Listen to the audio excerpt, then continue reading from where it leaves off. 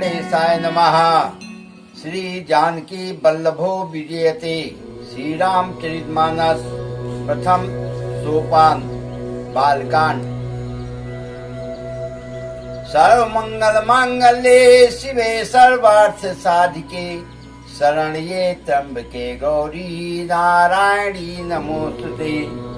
या देवी सर्वभूतेषु मातृरूपेण संस्थिता नमस्तस्यै नमस्तस्यै नमस्तस्यै नमो नमः। या देवी सर्वभूतेषु लक्ष्मी रूपेण संस्थिता नमस्तस्यै नमस्तस्यै नमस्तस्यै नमो नमः।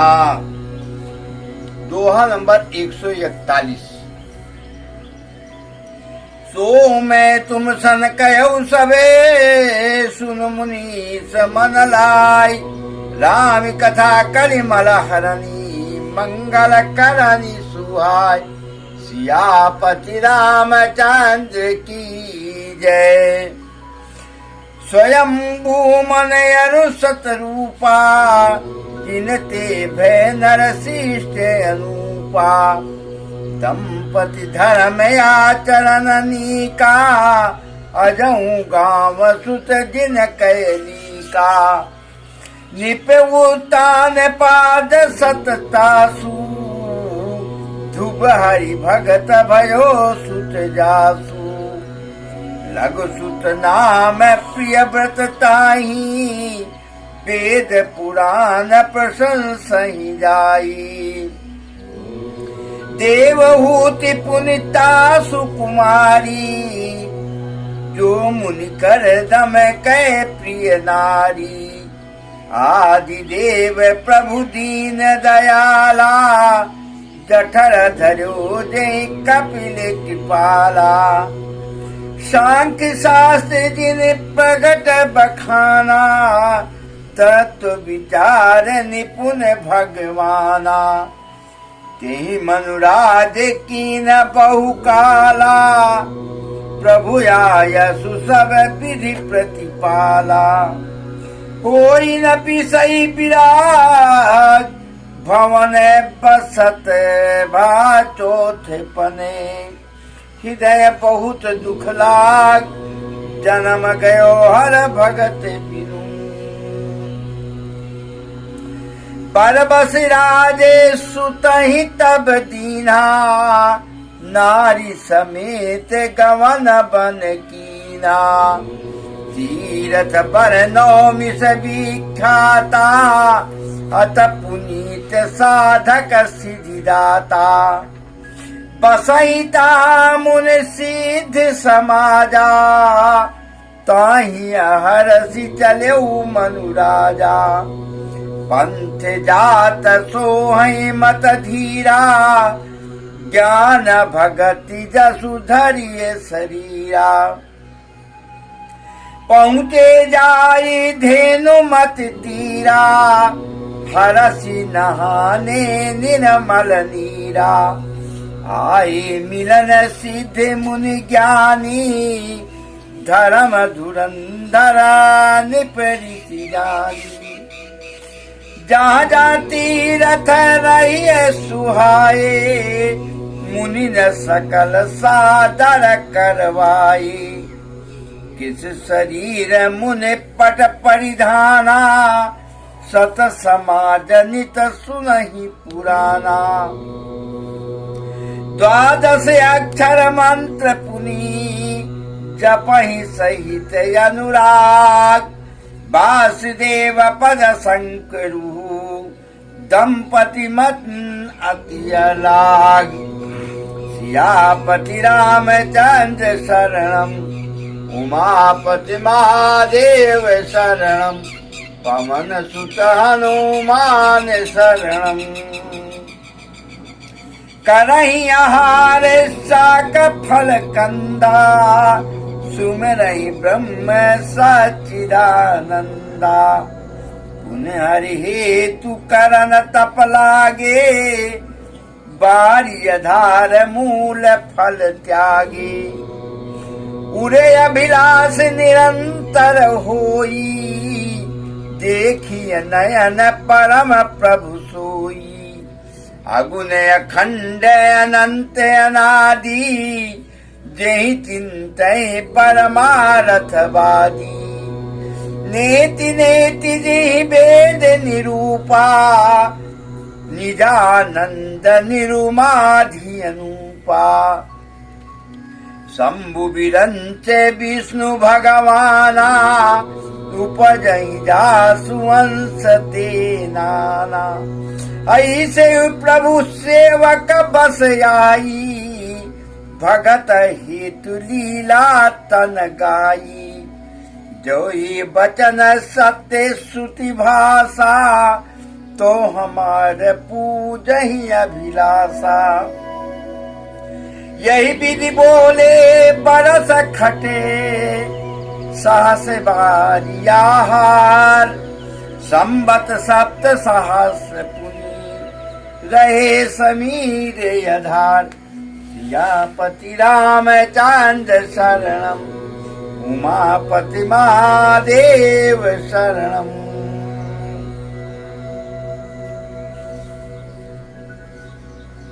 आदरणीय प्रियजन भक्तजन बंधुओं, मातृशक्ति शंकर जी शिव जी देवी उमा को दूसरा प्रसंग बताने जा रहे हैं कि हरि जी का दूसरा अवतार कैसे हुआ। हे पार्वती जी सुनो। पार्वती जी बहुत पुलकित मन से, बहुत ही खुश हैं, प्रसन्न उनसे मुस्कुराकर शंकर जी से बोली। तो शिव जी ने उनको कहा हे उमा, देवी उमा सुनो ध्यान से दूसरी कथा। याज्ञवल्क्य जी कह रहे हैं भरद्वाज मुनि से कि हे मुनिवर, एक समय में राजा मनु बहुत प्रतापी राजा थे, बहुत धार्मिक राजा थे, बहुत ज्ञानी राजा थे। और उनकी पत्नी का नाम था शत्रुपा, जिनसे इस सृष्टि की उत्पत्ति हुई है। मनु और शत्रुपा जी से उनके जिनसे मर्यादा की, मनु जी से शास्त्र, वेद शास्त्र, ऋषि मुनि उनकी उपमा देते हैं, उन्हीं से मर्यादा बनती है। राजा मनु के पुत्र थे उत्तानपाद, जिनसे ध्रुव, भक्त ध्रुव पैदा हुए। दूसरे पुत्र का नाम था प्रियव्रत, उनकी लड़की का नाम था देवहूति। देवहूति भगवान कर्दम ऋषि की, देवहूति कर्दम ऋषि की धर्मपत्नी के रूप में धर्मपत्नी हुई। उनके पेट में कपिल मुनि धारण किए। राजा मनु बहुत ही धार्मिक प्रवृत्ति के और भगवान में ध्यान करने वाले व्यक्ति थे। राजा मनु का शरीर बहुत निर्बल हो चुका था, एकदम जर्जर हो चुका था। उन्होंने सोचा कि ये पूरा जीवन मेरा इसी राजपाट में निकलता जा रहा है, मैंने प्रभु का तो ध्यान ही नहीं कभी किया। जिसके लिए मेरा जन्म हुआ है, मैं प्रभु को किस तरह प्राप्त करूं। उन्होंने क्या किया, राजा मनु ने अपना पूरा राजपाट अपने बच्चों को संभलवा दिया। बोले जाओ अब तुम ये राजपाट संभालो, मैं जा रहा हूं। दोनों राजा मनु और शत्रुपा तीर्थ स्थान के लिए निकल पड़े। तो सबसे पहले प्रसिद्ध जगह है नोम सारण की तरफ चल पड़े। वहां देखा तो गोमती नदी के किनारे जब पहुंचे तो उनको जब देखा ऋषि मुनियों ने तो देख के बड़ा आश्चर्य हुआ, कितना धार्मिक चमक रहे थे एकदम।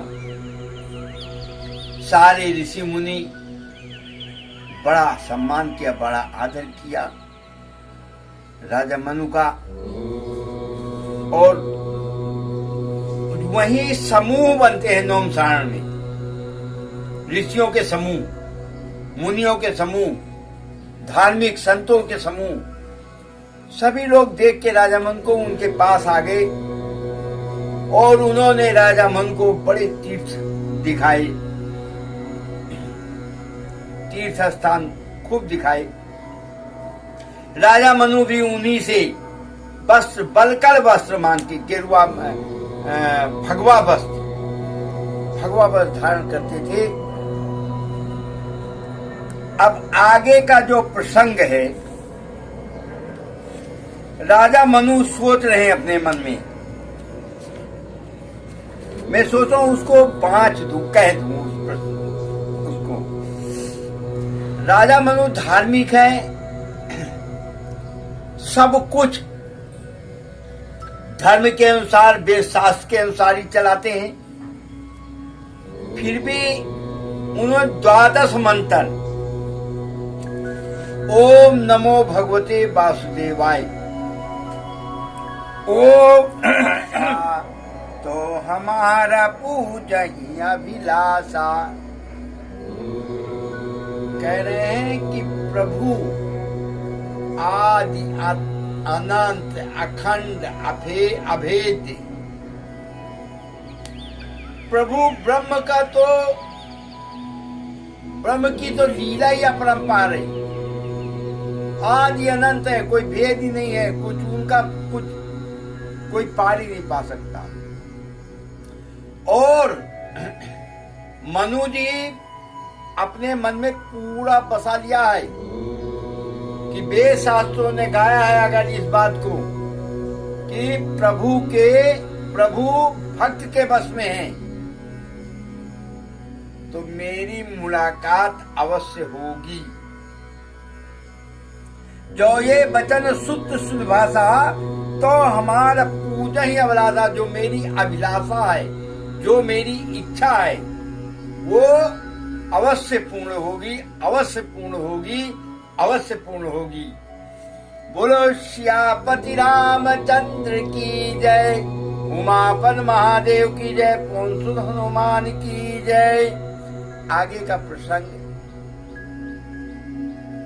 रामचरित मानस में हम ये कह ही नहीं सकते कि आगे का प्रसंग और मार्मिक होगा। रामचरित मानस की एक एक चौपाई मार्मिक है, एक एक प्रसंग अलौकिक है। हे प्रभु, आपके चरणों में, आपकी इस कथा में मेरा मन लगा रहे, आपके भक्तों का मन लगा रहे आपके इस कथा में, श्री रामचरितमानस में, आप में, यही मेरी प्रार्थना है। बोलो श्यापत रामचंद्र की